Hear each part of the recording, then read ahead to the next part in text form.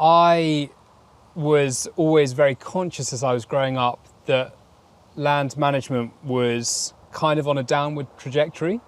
I saw firsthand, being brought up on a farm, how difficult it was to make well-informed decisions, whether it was on specific elements of the environment or the farming operations or how we engaged the public. And as I was kind of growing up and thinking through some of those problems, it became really apparent that there was something that needed to be done. And I was fortunate enough to travel around the world, and I'm sure we'll pick up on that later, but I started to realise that the problems that I was facing at home were not unique to a farm in Surrey.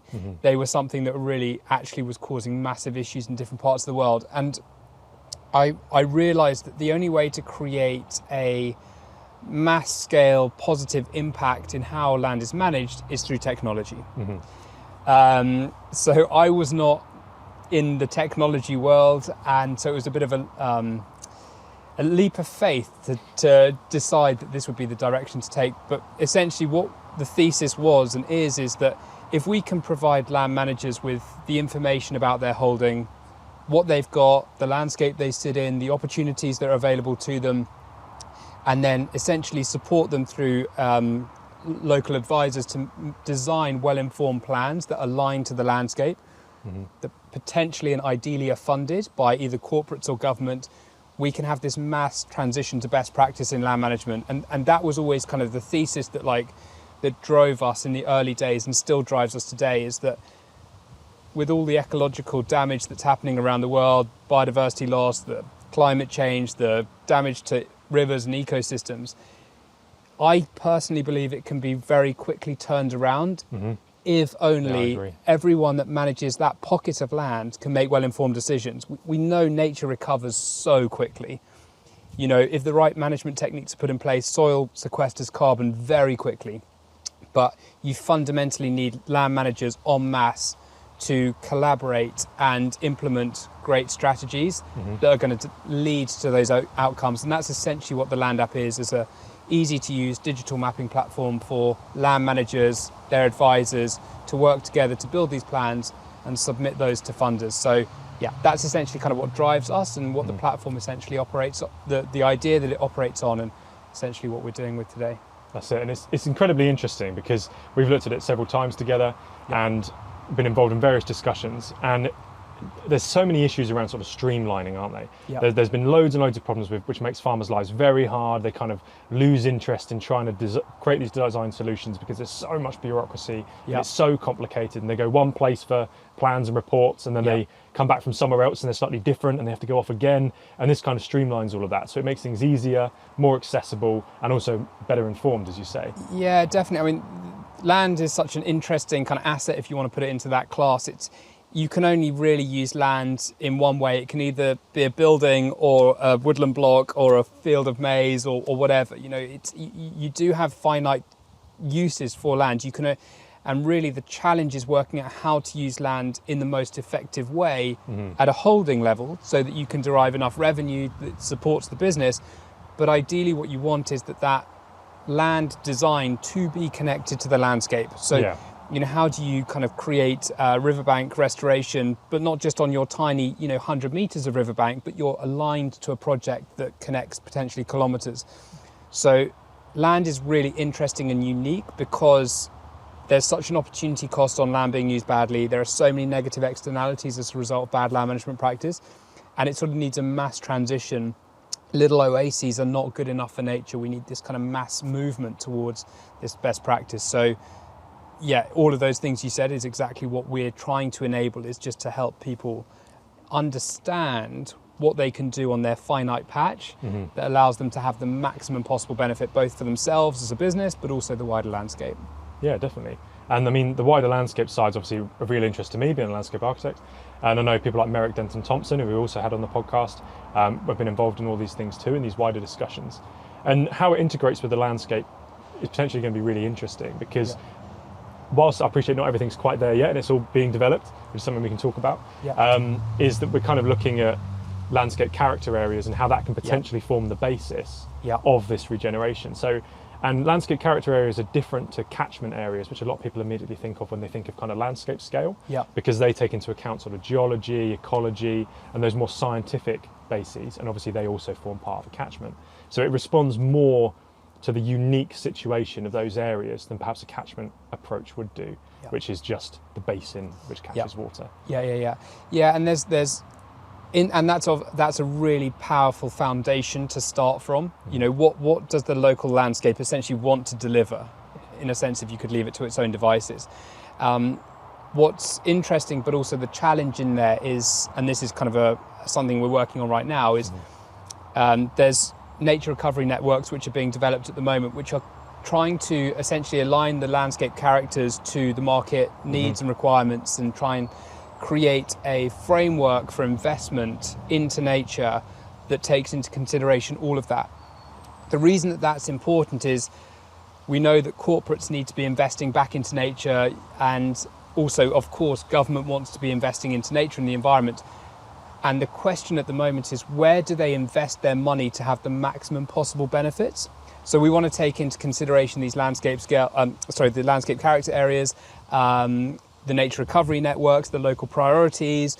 We want the water companies to contribute and say, well, this is where we're having massive runoff because of X, Y, Z. We need to implement a solution here. We need to fund farmers to do certain things. So the challenge really is to take into consideration all of those needs and requirements from the landscape, and essentially make it really simple and digestible for farmers to know, okay, cool, I happen to sit here within the landscape, and right here I'm going to get funded to do this, right here I'm going to get funded to do this, and that's the challenge of the whole sector, is how do we simplify that decision making and make sure the funding can have the most positive benefit, so we get the biggest return on investment for the capital invested into nature. Exactly, but you get this really interesting challenge, because obviously not all farmers are necessarily going to want to do what we want them to do, which is part of the challenge. But that's why things like public money for public good are going to be really important, and the changes to the Common Agricultural Policy and all this type of thing, and how that is going to filter down. And this is what our original kind of conversations were all about, was there has to kind of be a design solution potentially, which can take into account a range of different variables and design solutions to try and deliver what a range of farmers may want to do. And that's really going to be one of many challenges, possibly one of the later challenges, I suppose, because even after the funding and things are sorted out, people don't want to do it. It's a whole nother issue. Yeah, and it's, although so many of these conversations end up coming back to money, and I guess maybe environmentalists and whatnot, and maybe even slightly myself, have always kind of wanted to say, well, it's just the best thing to do for nature. You know, we can reduce costs downstream, and, land managers should just do this. But the truth is, they all run as businesses, right? They need to pay their salaries, they need to send their kids to school, they need to keep the lights on. So the biggest challenge, and this is where obviously the concept of natural capital comes in, is how do we value nature such that actually the payment that the land manager receives fairly remunerates them for what they're doing. Because unless we get that economic system in place, no one's going to do anything. Exactly, yeah. And there comes the challenge, because behaviour will always mould to incentives. And in a capitalist society like we're in at the moment, and everyone's got free choice, they can freely choose what they do or don't do. And fundamentally, to some degree, maybe not entirely, but that will predominantly come down to a financial decision. What would my yield of this crop be? How much would I make? Would I get more if it was put into trees? And it's not to say that everyone is kind of mercenary and just wants the money, but it's such an important factor in how we evolve the way that nature ends up looking and the outcomes that get delivered. So it's this really knotty problem of kind of in the point that I just made about landscape priorities and funding opportunities, is we need a land manager to very, very simply be able to say, oh, if I put woodland here, what would that deliver to me? Who's going to benefit? That's going to shelter my animals, which are going to be more productive and less fatalities and all of this type of thing. Exactly, and that is really difficult to do in an ad hoc way. So it requires science, it requires data, it requires knowledge and know-how, and that's really what we're trying to do in the Land app, is configure the structure of the software so that those financial decisions or those business decisions can be made really easily by a farmer, but also just to make it super simple for the water company to notify the farmer of that funding opportunity, the local developer who's just taken down X amount of trees to notify the farmer of BNG. So That's what we're trying to do. Yeah, exactly. Kind of more a centralised system, basically. So it's a one-stop Exactly. shop where they can find everything, and it makes everyone's lives hopefully much easier. Yeah. And the thing is as well, it's also important to kind of be aware that it's not necessarily, we talk about a lot about regenerative agriculture, Yeah. and it doesn't necessarily mean planting trees everywhere Correct. or rewilding everything. Correct. A lot of it is taking existing processes and making them more effective. Correct. And more efficient. Yep. And a lot of that can be, as we talked about, tree planting. It often comes down to trees. Mm-hmm. A lot of arable systems could see more trees planted within field systems, Yep. which is going to protect them against drought and soil erosion and reduce pollution, which for the runoff of the water companies. And that means farmers will still be able to produce that crop, but hopefully that crop will be more resilient in the years to come. And we're seeing more and more sort of crop failures, generally, and species starting to struggle and reach the sort of limits of their ability.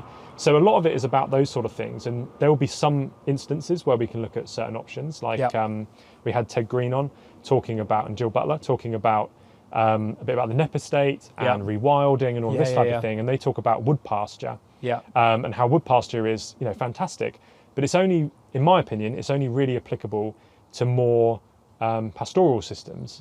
Whereas there also needs to be a solution to more arable systems as well, because after all, at the end of the day, we still have to produce food. And globally, there's going to be a bigger and bigger food crisis. So we've got to think about how to make our food supply more resilient. No, it's absolutely. And I was actually with Ivan de Clay yesterday evening. We had a barbecue. We had NEP estate burgers, which were wonderful. And and that's a really interesting model. But of course, it can't be used in the east of England, where it's obviously heavily cereal. I think, and of course, food production is fundamental. And sometimes within this kind of environmental conversation, food is kind of left to the last point, which is of course madness, because we don't want to be importing our food. That's even worse what we're trying to achieve. So I think the food production conversation, I am definitely not best placed to talk about it per se, but I just think what we want and what we're trying to get to is a more systemic approach to the way that we use our land and resources.